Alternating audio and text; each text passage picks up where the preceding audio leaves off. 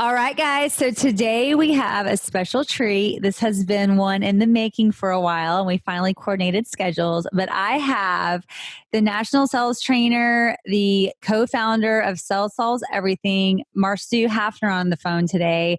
And we are going to have an action-packed show full of different tidbits that you guys can take away, whether you're in a model home, which is what Mar'Sue specializes in, training new home sales professionals that work for builders across the country.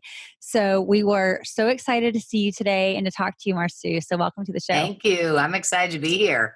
So I've personally been part of some of Mar'Sue's training, and it is amazing. So we're going to dig into that in a little bit. But before we start, let's just have, if anybody's not already familiar with you, a little bit about your background, where you come from, where you're at today, so that they can kind of get to know you a little bit better.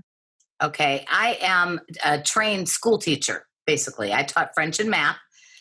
Those are the two things I studied in college.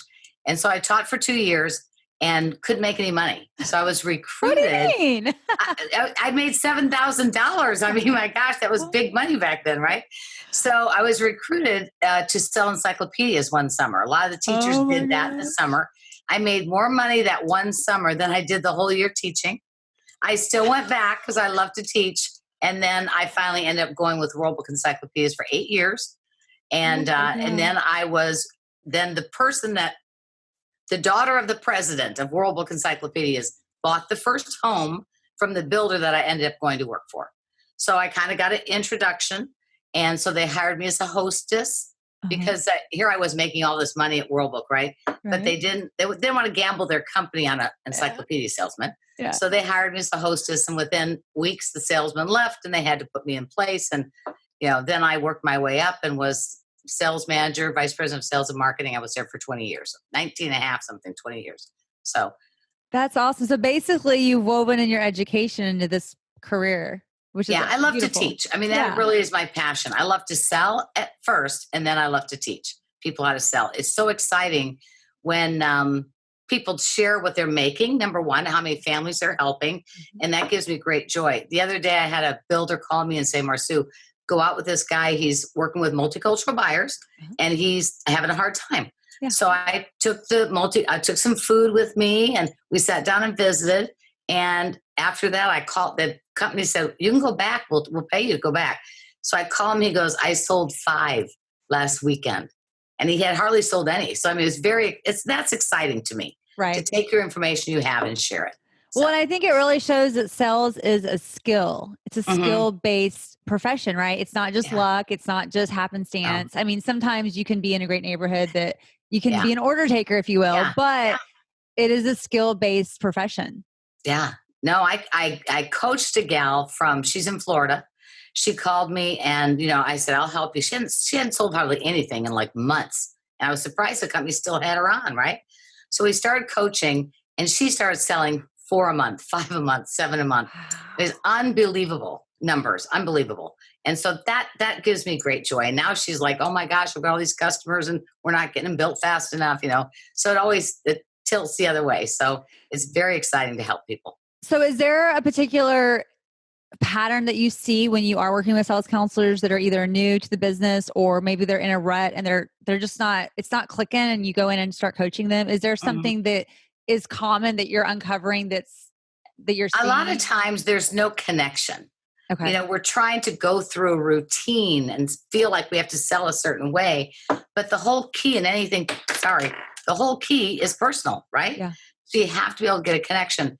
And that's the one thing with a multicultural buyer that happens too, because sometimes we're afraid to ask. And so I share with the salespeople, you got to care about people. Right. You got to ask questions and be curious and care about the answer. And once people know that you care about them and you really ask and want to learn about whether it's their culture, their faith, whatever, they just open up, Right. So it's all about relationship.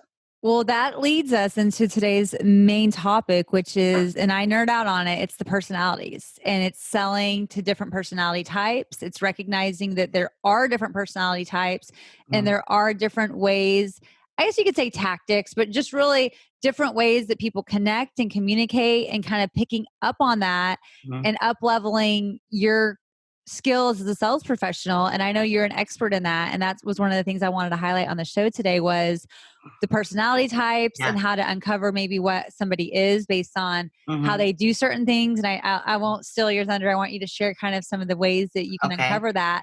And then if maybe a spouse, and most spouses, maybe they're probably going to be different, or are they usually the same? And what if it's so I'll let you kind of go into that. What are the personalities? Maybe start at the very beginning if no one's heard of this concept before. Yeah. A lot of people have studied personality and sometimes don't even realize it, but it doesn't matter if you're talking about Charles Clark. You and I both trained with Charles Clark, bulls, owls, lambs, and tigers. A lot of us have learned it that way. Goes back to DISC, the DISC test. A lot of people have taken DISC tests. When I got hired in new home sales, they told me if I wasn't a certain, I think it was a high D and a high I, they wouldn't even look at the rest of your personality. Basically, for 20 years, that's what we look for, okay? I'm going to tell you how opposite people are looking today. Now that they get personality, those are very successful in the business, right? But what I learned in all my training was it didn't matter what personality you were. Every personality can sell. But you have to understand who you're not going to be able to sell because of your personality, okay? Here's what happens. We sell people like us automatically because people like us and we like them and the connection's there. So you don't need to worry about figuring out, you have to figure out who you are first, but then you figure out who you're not like. And sometimes if you really admit it, you don't really like that personality, okay, for certain reasons. But the point is the sales will soar when you stop just selling people just like you. And I always tell sales professionals, take your files, take your customers, write their names down, and tell me what personality they are. Look at it and see if you're selling other personalities than yourself. And the key is for them to even be able to answer that question, they have to have gotten to know, they have to get to know the customer. Exactly. Versus just, hey, here's the model. Go take a look and let me know what you like, right? Yeah, no kidding. Yeah. And it's just fascinating. I started studying personality when I got married at 27 to a man he was 10 years older, and I had 3 stepsons. So here I had 4 men all of a sudden. Oh, wow. And I didn't understand any of them. You. Right? So I'm like, somebody gave me this book on personality by Florence Littauer, and it was based on the original. It was actually temperaments. It was called The 4 Temperaments. And it actually comes from the Greek and Socrates and Hippocrates, and it actually came from bodily fluid. That's where the whole thing on personality started. But I'm not going to go there. There's really 5 personalities. You can study in this. 5 personalities. The 5th is crazy. And that's not a joke. I mean, so we don't talk about that. But that's sometimes, you do run into somebody that's, has some issues, and that's normal. That's a personality style. But we talk about the 4 personalities. It doesn't matter. You might have studied colors or birds or Charles Clark or DISC. It doesn't matter. But what we like is we use Sherry Buffington's CORE. It's CORE. And so it's kind of like your core being. And it's commander, organizer, relator, and entertainer. And those things speak to us. I don't know why. When we teach it, salespeople go, gosh, I get it now. I get it. You have to get this because whether you use it in business or work, it really helps at home too, I tell you. Really, really helps. So you have to understand it. You can study it any way you want to. But when we use CORE, this is how we do it. The commander is very driven. Yep. Very futuristic. They're always in the future. So they have a hard time staying in the present, even with their families. Okay. They're visionaries. They're driven. They're quick, decisive makers, just like this. They're fascinating to watch if you understand them. If we understood personality, we would be much more patient with politics. If we I was just about to say, it really is. So I would imagine you would say like President. Once you understand, it's like watching Steve Jobs, right? In the movie, I knew exactly what he was going to do because I know his personality, right? So, so the visionaries like that, they're very driven. Boy, they're cold as ice, though. They can come off very cold. Almost like they don't do this, but you feel like they're clicking their fingers at you. What's the price? What's this? What's in? Right.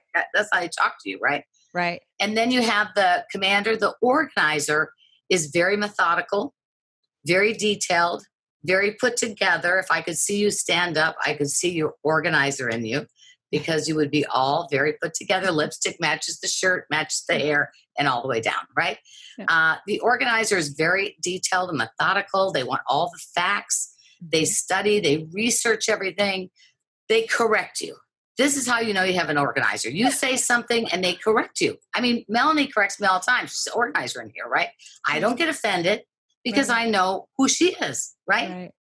But it's also the way to find out who somebody is. When they start correcting you, you know they have some organizer in them. Okay.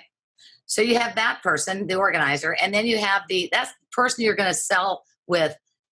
Very detailed. Yes. You're going to talk to them about energy efficiency. How I call it my engineer buyer. All the stuff, right? Yep. Yeah. Mm-hmm. And then you have the commander organizer, and then the organizer. I'll go back one. The organizer reloads the dishwasher. Yeah. They cannot. When they pull out the dishwasher, if everything is not in its right place, like they read a manual or something, and they have to rearrange the dishwasher. So if you have two organizers at home, I have friends that are both organizers. She would reload it. He would reload it. I said, stop it. Push the button and go. You know what I'm saying? Yeah. So that's another thing on the organizer that's so much fun. And then you have the relator who loves people, really loves people. The commander loves people for what they can get him or her, right? Okay. Yeah, a means to an end. Right. The relator loves the person. Okay. The relator will lay down their life for people they don't know. Okay. They are in the medical field. They are on the mission field. They are on the front line. They're doing things because they really, really care about people that they don't know. They're amazing, amazing people. This is not fake. This is real. Okay. So they have a hard time with a commander that's so cold and like that. So it's hard for them to work on trying to sell the commander. They are so caring. They're caring to the core. Which probably drives the commander nuts. Well, they're indecisive. Right. They have a hard time making decisions. So you have to know that so you can help them when you're selling. Okay. It's critical. And you can tell everybody by their dress. Okay. We'll talk about that too. Okay. But you've got the relator that loves people. And then you have, I'm trying to think. Entertainer. Yeah. I was going to say one more thing about the relator, but we'll come back to it. Then the entertainer is just, they're out there. They have energy and enthusiasm. They're blue sky. Everything's wonderful, right? They love to tell stories. They talk too darn much. They talk all the time. So if they're total relator, you can't even get a word in. They're talking so much. So you have to kind of ask a question to get back in. They're scattered. They're late. I used to tell builders, get over it. They can sell, but they are not going to be on time. You're not going to put this person in a box. They don't fit there. So they're out there. They're the person that dresses very wild. Right. And a lot of times you think, who would buy that? I mean, gosh. But that's how you know who they are. And once you know that, you know how to sell them. The whole point is being able to connect with people that are not like you and then knowing how to sell all four of them and speaking their language. And it's pretty common for someone to be a mix or have two of the Most of us have a blend of two. One would maybe be stronger, more predominant, but most of us have a blend of two. Sometimes people will say, I think I'm all four. And sometimes they are, okay? The ones that you have to, we don't have this picture up, the commander, organizer, relator, and entertainer, but the ones that are on what we call on a diagonal, they're opposite. Right. So for example, the commander and relator, they are opposite personalities. When you see people like that have those two that are opposite, they're always in inner struggle. That's what I am. Are you? I'm the organizer and I think the entertainer. Yes. And I'm always in conflict. Struggle. Always in conflict. Right. And so we have builders. Ralph and I have run, I can't tell you how many builders are driven. They're buying land. They're running companies, but they're so shy they can't even sit in front of the sales team or do a ribbon cutting. Right. It's weird. It's really weird. And they're hard to read. So in a school, Ralph and I will always try to do personality and say, who do you think they are? Who do you think they are? If we can't read them, we know they're on the diagonal, right? Right. There are builders that are looking now for, like you said, D&I, which would be the entertainer and commander, right? That's what people used to look for. Now they're looking for the entertainer, you. They're looking for you, honey. They are looking for I can wear a organizer and the entertainer. Yeah, I'll wear a leopard print skirt, but have the checkbook balance to the penny. Oh no, yeah. So that's what they're looking for. You know why? Because new home sales is complicated. Yeah. It's detailed. If you miss a detail, you mess something up on a house, it could be so costly, right? But they also have to love people and like to be out. You know what I'm saying? It doesn't mean the other personalities don't work. They do. But, you know, it's not like they're really looking for the D&I anymore. I mean, no, I hear you. Everybody can sell. Well, and I think too, how do you approach it? Because sometimes there's the ideal self and then there's the real self, right? So you might have somebody that wants to be the commander or like the bull, but maybe they're not. And I think sometimes it's gender specific, right? Like maybe as a woman, I want to be like kind of the entertainer because I think, oh, people want a party girl or just whatever that your impression of that personality is. You see people that think they're one thing, but they're really not. Oh yeah, all the time. And then, and it's interesting because if there's people in a room that knows that person, and we go around the room, they say, "Who do you think you are?" And they say, and the whole team goes, "No, that's not who you are." I mean, because they know it. And if people can't understand who they are, I say, go home and ask, what would they say at home? Well, the minute I say that, then they know. And is there a difference? Because sometimes as I've gotten older, I've become more of the same person at home and at work. But for a while, when I was younger, I was more the high D at work or the commander, but at home I wasn't. Yeah. Well, I think we do adapt to situations. Like if you have somebody that you work for that's a high commander and you're a commander, somebody has to submit. Right. Okay. Somebody has to. You know, you got to take the position on it, and that's not easy for a commander to do. You know what I'm saying? So I think we do get it, whether it's in marriage or whatever, we get in situations where I remember one time Ralph and I went to a party. We never go out personally like that, but somebody that we knew invited us to this party. And I said, okay, we'll go. We like the food she makes, right? So we went. All of a sudden, we start talking about personality. I'm like, Ralph, are we the marriage counselors here? Because we're really not trained for this. I mean, seriously. All these couples were sitting around, and I'm like, oh my gosh. And then at the end, we're like, I don't think that one's going to make it. I mean, because, you know, you can see it. You can see it. Oh my gosh. But here's where it helps to me the most. Yeah. You know, is with our kids. My daughter is high commander, negative, and relator. She's on the diagonal. Oh my gosh. So I treat her like a commander, and then she's crying the next minute. I'm like, I can't figure her out. But, you know, when hopefully she won't hear this, but when she was like 10, 13, she would be texting me, I'm going here. I'm doing this. No, can I ask permission? Are you kidding me? My friends will go, you got to get her in control. She should ask for permission. I said, she's a commander. Come on. Right. You got to know who people are, and then you understand them, and you can be different with your kids, you know, and not, I know we get so frustrated, but if we understood personality, we just say they're just doing what they're supposed to do. It's kind of like love languages, right? Because we think whatever we are naturally, everybody thinks the same way. But when you have the awareness, like if I know I have a commander in front of me in like a listing appointment, I will skim certain things as long as my partner or spouse is okay with, like, I have to figure out who the dominant one and frankly who the decision maker is. Right. And kind of play to that, especially if they're opposite. Because if I'm super detailed and he's a commander, he didn't want that detail. He doesn't want the detail. He's going to make a decision. And if he needs more information, he'll tell me. Yeah. And then he'll ask for it. So do you go through like an assessment? Like when people are in your course or in your training programs, how do they uncover what they are? Personality wise. I think talking it through, seeing if there's people in the room that they don't. Most people know.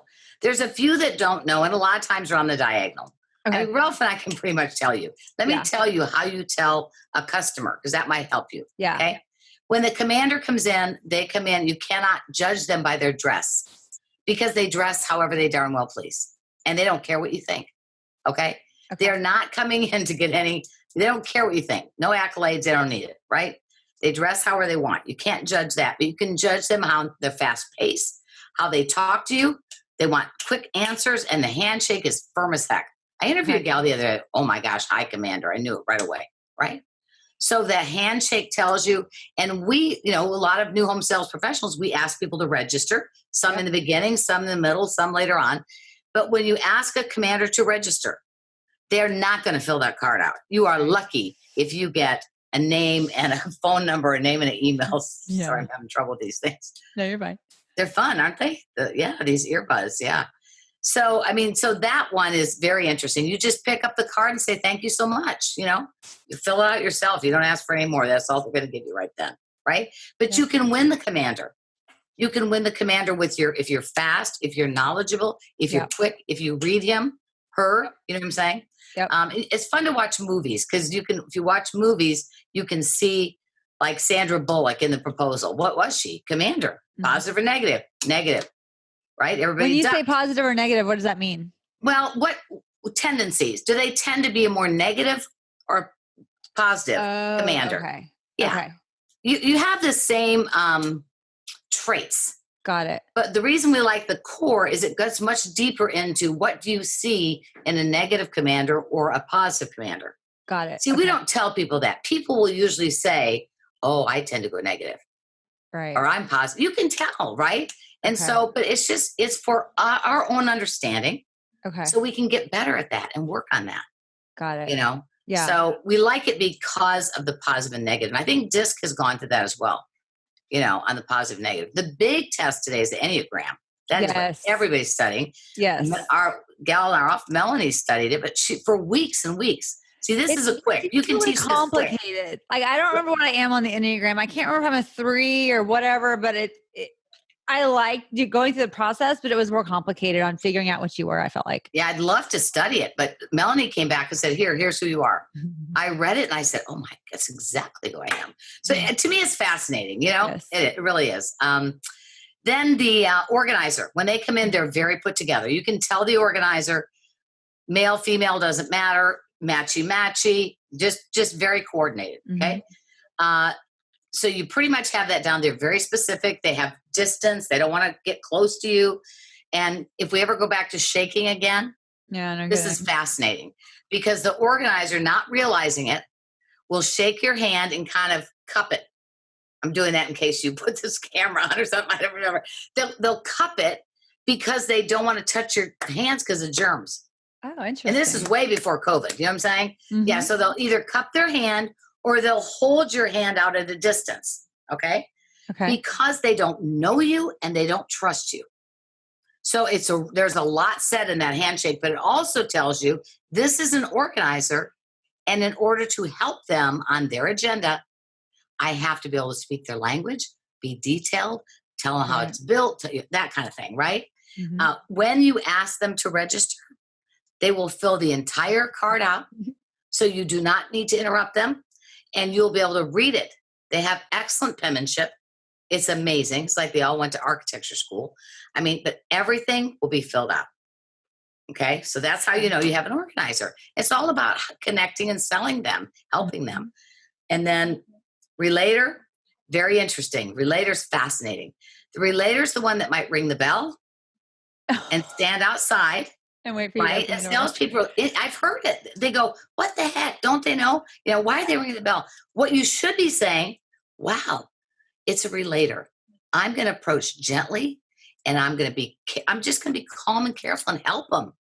See, there's all these clues. If they come in, when the relator comes in, they may stand at the front door and wait for you because they're not comfortable walking into a home, or they might kind of disappear into the bedroom or whatever's around there, right? Because they're shy. They're just shy. They dress very muted, very casual, very muted because they don't want to be noticed. They don't want to stand out.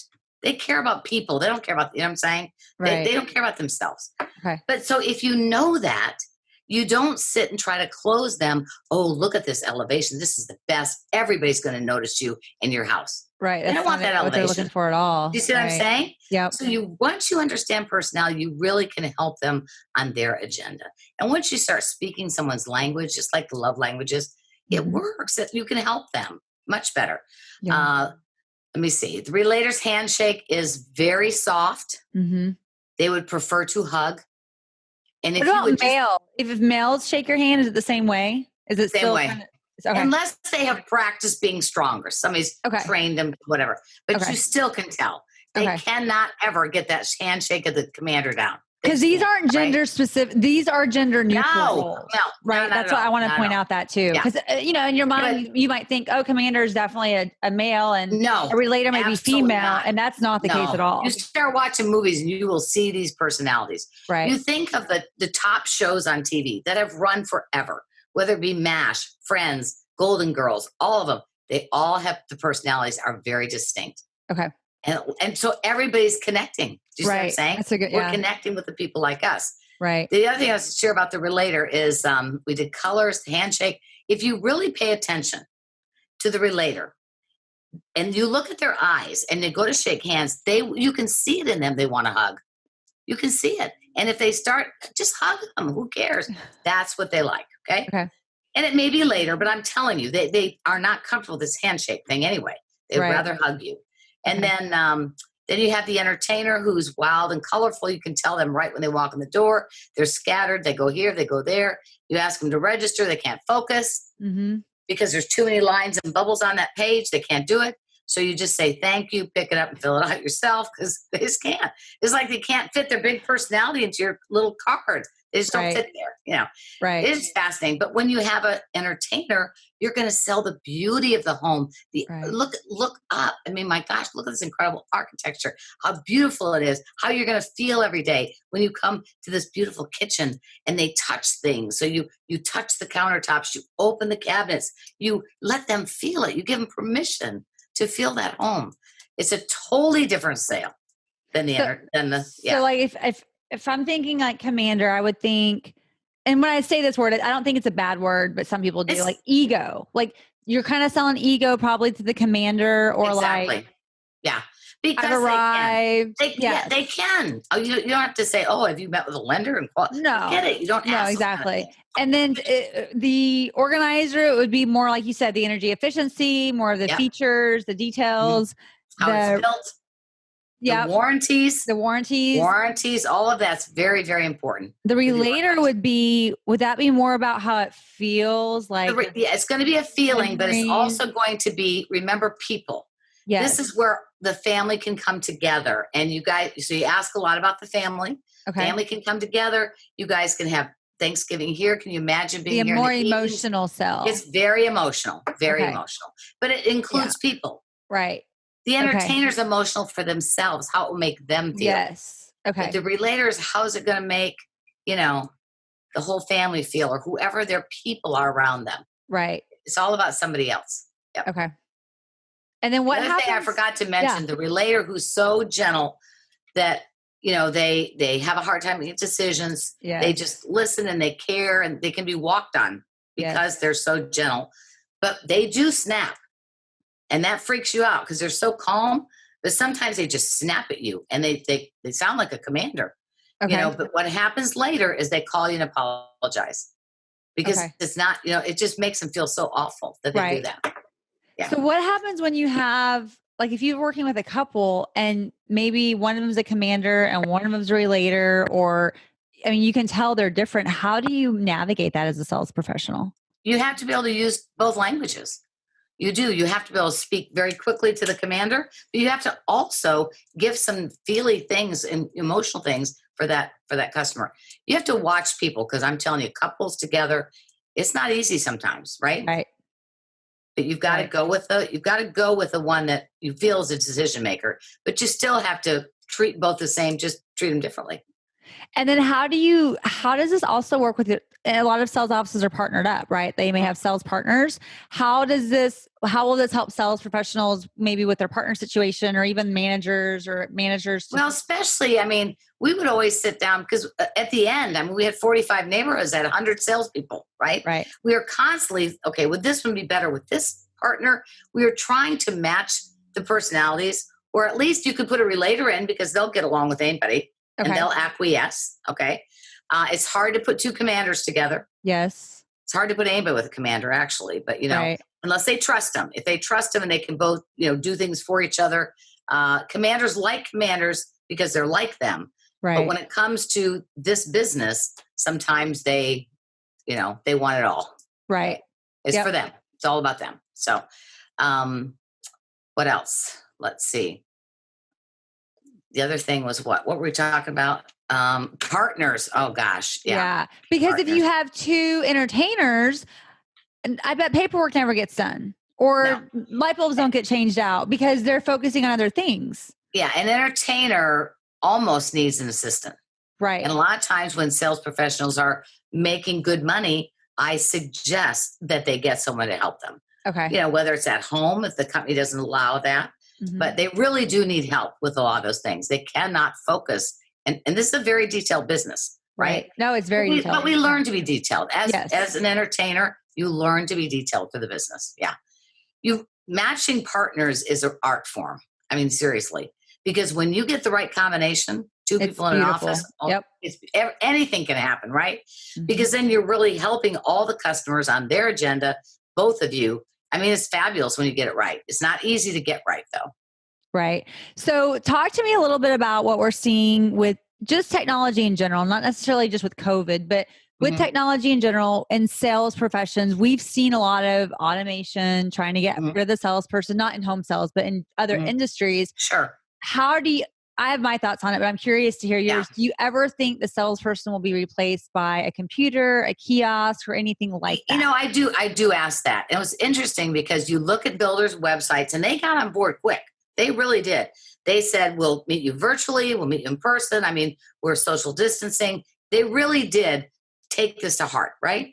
And people did go online. They did send videos. They did a lot of things like that, okay? Used a lot of apps that they could really communicate with the customer. But when it's all said and done, the customer still wants to come in and do it one-on-one. A lot of them did it though. They did colors online. They all the communication was online. There's a lot of Zoom meetings going on. A lot of things did happen, right?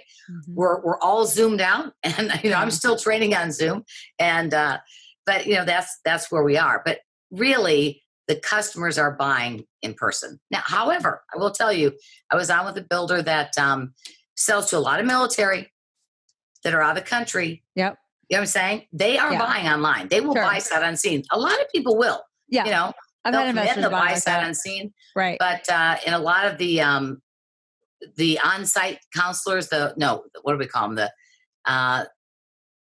The OSCs, the people that are doing the website leads. Okay. Yes. That is big because that had to change because they can a long time. But if somebody calls and it's hot, you got to get that to that salesman right away. Right. Because they're ready. That's what we found.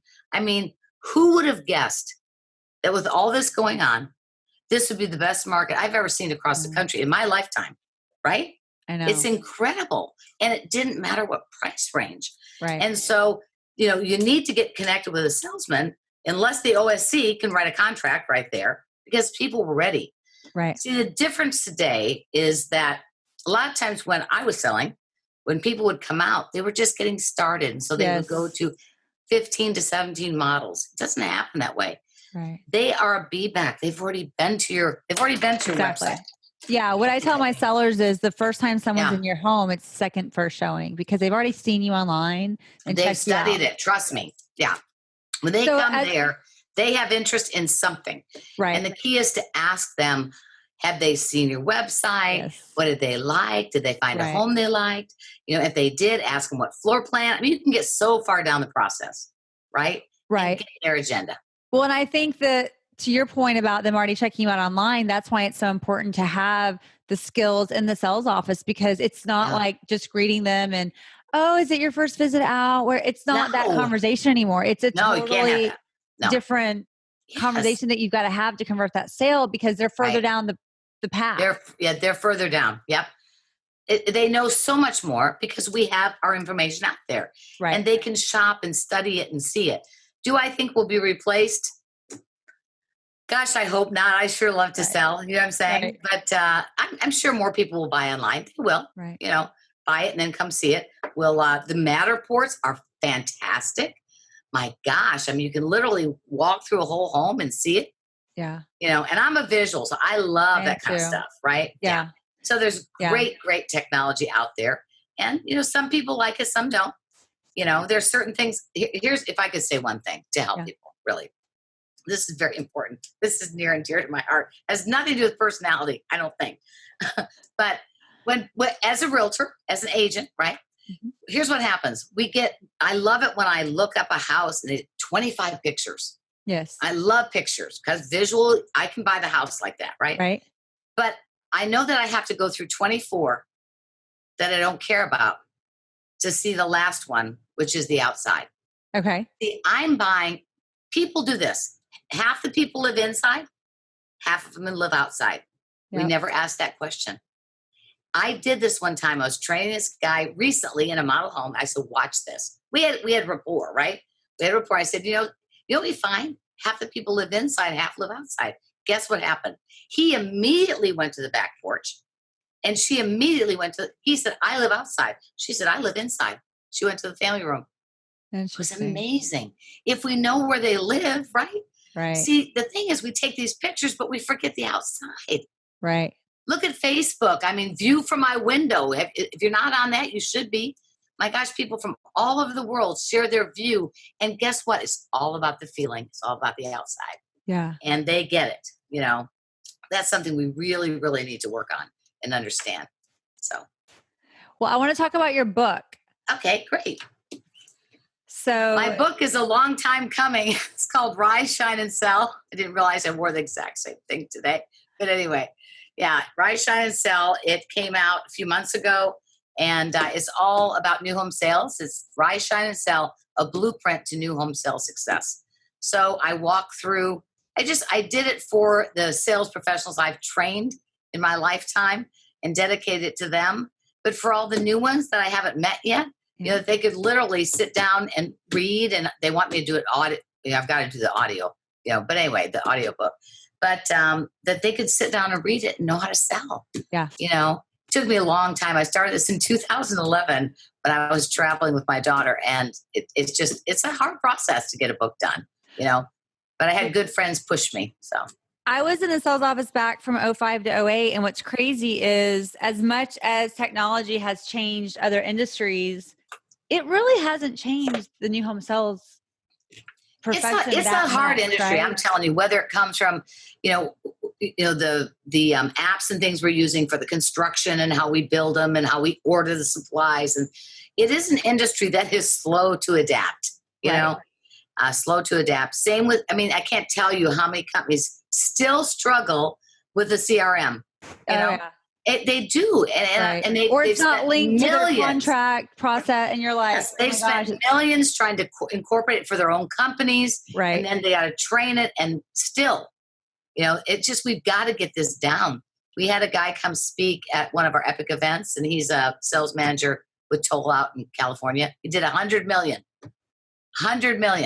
and his whole key was he's really a process guy. He does the new home sales process. But it's the CRM. He has so much follow-up. Everybody's in his CRM. He knows what he's doing, and he sells like crazy. He's now their sales manager. Probably the tops. I haven't looked, but he's doing great. Yeah. So, but he's, CRM is in. We have to. I struggle too. I've got all these customers I'm working. I got to put them in my CRM. Right. Do you guys have any numbers? I know sometimes the numbers will come out where you're seeing trends of like it takes this many times to follow up with the buyer before they're ready to buy.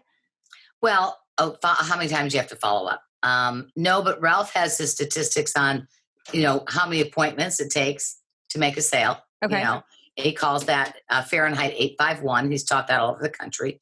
And it's a statistic that he came up with because he studied it we had lots of people. Ralph was my sales manager. We had a lot of salespeople. Right. So he would study how many calls did they have to make to get an appointment? Mm-hmm. How many appointments would show up? If so many showed up, how many would buy? Right. And his statistic was 851. You had to have 8 appointments. And it might be people you're working. It might not be all, what I'm saying? It's not brand new people. Yeah. They might be back for a second, third time. But 8 appointments, you need to spend time with people. And 855 have to show up and at least one will buy. That's how you get a sale a week. Yeah. And the gentleman that he worked with called us 2-3 years ago, and he had sold 100 in a year net. He's sold 100, I think, every single year since then. Wow. And he's the one that Ralph did that statistic with. Okay. So, yeah. And I think he has, that's too low for him. I think he's 16 something. He does 2-3 a week, whatever he does. So nice. It's amazing, right? Yeah. So now here's the difference. The calls are not just phone calls. Okay. You're phoning, you're texting, you're emailing, your follow-up has to be all around, right? Yes. You're sending videos, maybe of a house that they liked or somewhere you showed them. So it's different. And you're waiting to see how people respond back, because all these different personalities like to communicate differently. Exactly. The commanders, what? They're a text. Mm-hmm. It's quick. Rather than a word, it's an emoji. Right. They're big on one emoji. Thumbs up, down, whatever, done. Okay. That's it. You give them too many words, you lost them. They don't want it. Right. They're on to the next, right? They're futuristic. They're going too fast for that. And then the organizer, what do you think they want? They want email, because it's a paper trail, and that they're comfortable with that, right? Mm-hmm. Okay. And then you've got the relator, who really wants to come in person. Right. And a lot of times they come every single weekend. Yes. Over and over and over, because they like to be in person. Yep. The problem is you keep giving them more information thinking they can decide, but you have to understand they can't. You need to say, here's what we're going to do. The 5th visit, you bring a checkbook, because we're going to go ahead and write this up, because I know you want to buy, you're having a hard time. This is what we're going to do. We're going to write it up so that you're going to leave the check and go home this weekend, see how it feels. To own it. You keep going home wondering what it's going to feel like to own it. You got to go home owning it. Right. If you don't feel good, we're not going to do it. Yeah. We're never pressuring them to buy. You know what I'm saying? Right. But you do have to help them make a decision. And then the entertainer's great on the phone. They can tell everything about you over the phone. If they can hear your voice. Yep. Now, visual, they love Zoom. They love this kind of stuff. Yeah. Right? If you can see people, you can read them. Right. Exactly. So what else you got, Stephanie? Exactly. No, I love it. How's it going with you and all your podcasts? I can't wait to listen to some more of them. I love it. When I first started, I wasn't sure, how it was going to be, but I love the interview shows better. I thought I was going to like solo shows, and I'm like, I love interviewing everybody and getting their zone of genius and being able to put it out there on the airwaves. And then I'll get people I don't know tell me how much they love the show, and I'll get people that I know that didn't realize they listened to the show that tell me how much they love it every week. Because a lot of our salespeople have hour-long commutes. So they don't really, exactly. To news, there's not a lot to listen to. So I've had a lot of people reach out and say, hey, I really enjoy. And I think they enjoy it not always being about interest rates, right? Like we're talking about personalities, or we're talking sometimes about how to just be healthier when you're walked in a super busy lifestyle. You get off late, you work weekends, like that's the hard part, isn't it? Yeah, exactly. So I find it's been really rewarding in that sense. Well, let me add one more element to this, if you will. Absolutely. Is because one of my specialties is not only personality, but it's the multicultural buyer. Yes. Because my daughter and I had an opportunity to travel around the world on a cruise ship and just study different, cultures and with personality. And then you can literally, we're not going to do that here, but you can take a culture, broad brush, and pretty much know who that culture is, as which personalities they are. Okay. It's amazing. When you really think through different cultures, exactly who they are. And it helps you. Doesn't mean everybody in that culture is. Right. Same thing with generations. You can look at the generations, study them, and lay them over the personalities as well. And it just helps you understand so many things about why people do what they do. Right. Fascinating. It's fascinating. What I was thinking about before you asked me about the podcast, when we were talking about follow-up, was sometimes salespeople ask me, they're like, hey, what do we send people? What would I ever send somebody or follow up if I don't want to ask them if they want to buy a house? And what I've always recommended is trying to think of whatever it is, 5 to 10 things about your builder, your community, your homes that maybe you talked about in the appointment with them. Like what I do when I leave a listing appointment is once they sign paperwork, I leave a leave behind that has frequently asked questions. Right. And the back of it has next steps. Because even though we talked about all those things, and for a salesperson in the neighborhood, it would be like the parks in your area, the school district, whatever it is, right? That go beyond just your regular brochure. And those are things those little data points are things you can sprinkle into, like you said, text messages, phone calls, emails. I just wrote a blog that's all about what you should do with different, whether it's an email, a text, a call, and I'll get that back. I'll get that out. But think about what you do on Facebook, LinkedIn, whatever. Think about that. Okay. it's not just about the company. Right. You might see a great article about something that would help them with their decision or in life. Who cares? Right. Send that to them. Exactly. That's what people enjoy seeing, something unique and different. They may not read it all, but they at least look at it. They know that you care, right? Or like, give you an example. I had a seller the other day that was like, "Hey, the builder wants us to come in and write this weekend because they're telling me that prices are about to go up." And I was like, "And they are. Oh my gosh! Do you know why they told you that?" And they're like, "Well, they're just being a pushy salesperson, basically, right?" And I go, "Here's the deal. Actually, what's going on is lumber is going through the roof right now. So the salesperson is actually trying to save you money because regardless of you writing or not, they already know their budgets are changing. Right. Oh, yeah. They're going to have to increase by that timeline. They're trying to save you money." And as soon as I explained that, it wasn't about the salesperson being pushy. It was about now they're trying to help you, but they needed to understand why. And so, it was just I found out why the lumber is going up because I was on another podcast. That, by the way? Because when COVID hit, the lumber companies assumed things would stop. Okay. There were a lot of states where they couldn't build or do any construction. You know that. Yes. So they weren't considered essential. Right. Right. Yeah. So they stopped, they stopped everything. And all of a sudden when this thing exploded, they don't have enough. You know what I'm saying? Yeah, they shut down the mills. They had to start the mills back up again, figure out where they're going to get more lumber. Right. I mean, that's what's happening. I might sound really dumb here, but I was like, we don't get our lumber from China. I thought we got it from like Canada and stuff. Canada, right. I don't know if we do or if we want to. I couldn't tell that from the podcast, but that's what it. See, the thing is, it's not just that now. Now it's windows, starting on appliances, fireplaces. We hear all kinds of things because it's exploded. People don't understand what's happened. Right. There's so much building going on and sales going on. It's unbelievable. Right. So there will be price increases. I just got the phone coaching this guy. His prices went 30,000. Holy cow. 30,000.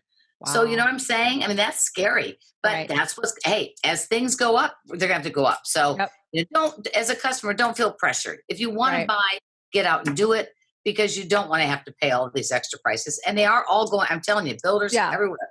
Exactly. Yeah. All right. So I asked each guest 5 questions. Yeah. So first question is, what's one thing that most people don't know about you? That I speak fluent French. Oh, did you live in France? I studied in France. I studied at the University of Nice and the University of Grenoble. And I also went to France to study when I was in high school. Nice. Yeah. All right. What's the best piece of advice you've ever received? That I've ever received? It was when I first started selling. There's two if I can. When I first started selling encyclopedias, this old man answered the door and he let me in. He didn't have kids or anything. So I thought, well, practice, right? I need to practice. I'm brand new. So I sat down next to him and I just read page to page. Never looked at him, never asked a question. I just practiced my presentation. At the end of it, he said, honey, selling isn't telling. Selling is listening and asking questions. And he said, and if you remember that, you'll do just fine. That was great advice. Oh, man. I mean, seriously, that is big. That is big. Mm-hmm. And then Tom Ritchie, this totally changed how I sold homes. And it was a crazy aha. And it's so basic. So we were going through this and he says, one moment. Oh my gosh, somebody's speaking to me. Sorry about that. Turn that down. So he was teaching my sales team. I always had all the trainers come to my sales team because I loved him to get different, input. Yeah. And, he was training and, we had like a long contract even back then, and you'd go through this long agreement and the whole time you're praying and hoping that they'll write the check. Right. Get done. Right.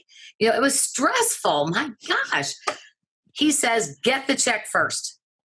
I was like, what do you mean get the check first? Can you do that? When you look up real estate, the definition of real estate is when money changes hands. Right. So as soon as money changes hands, I'm telling you, the minute they write the check, transfer the money, however you're doing it, the minute they do that, they bought the house.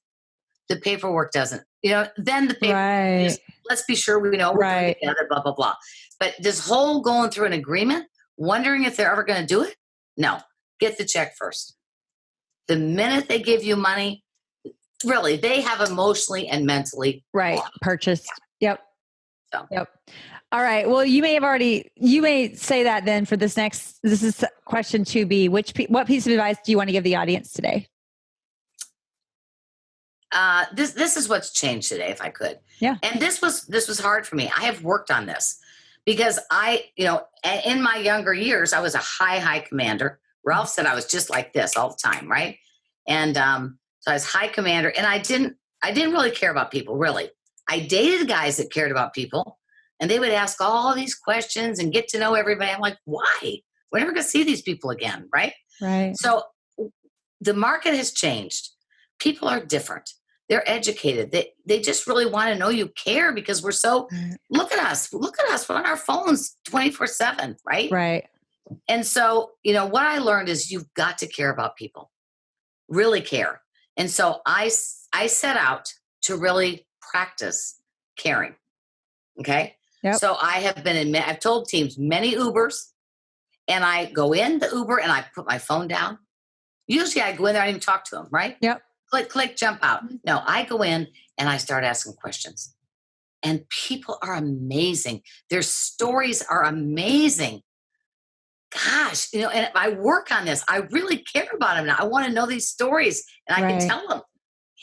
I've met a lady that was from the place where Blood Diamonds, all about that. That's where she grew up. I had another guy that had to be scooted out of his country because he was an informant, and our government brought him here. How his family had to totally readjust here. If you start asking questions, you will get the most amazing things out of people. That's I had incredible. a single mom, but all 5 kids had doctorates. Amazing. Anyway, care about people.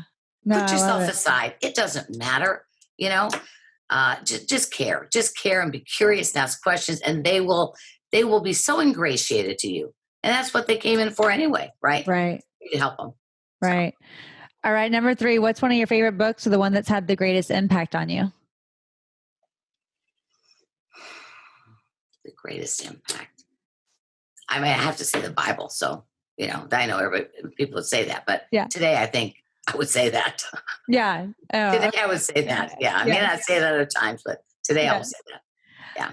What's your current morning routine? And Florence Littauer, the Personality Plus. Oh yeah. That's one that really, put me in a different direction. Personality Plus. Go ahead. What's your current morning routine? My morning routine is like most. I turn the alarm on and off. My phone is in the bed right there by me. I don't want to throw it against the wall. But, I get up and I start looking at my phone. And you're not supposed to do that. You're not. You're supposed to take those few minutes to do something else, right? So, I like to go outside. Everyone hates that question. Yeah, I get a cup of coffee. I go outside. I look at the pool. I look at the trees. I look at the outside. I enjoy the outside. Do you get up early? Do you get up? No, I have a hard routine. I'm still 10 to 7, 10 to 8. Yeah. So the team might be here 8:39. I'm here at 10. I sit till I can't get off of it. That's what salespeople do.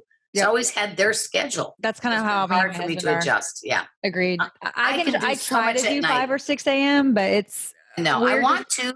I want to, but I want to be organized. I really do. Yep. I really do. I want to be on time when I show up at a builder's. Yeah, I do. I really do. And last question is, how do you unplug and unwind? I'm a hot tub freak. Okay. I love the hot tub. I like a glass of wine, and I like to just sit and visit with friends. I like intense discussion. Okay. Not about this. I love to talk intense things.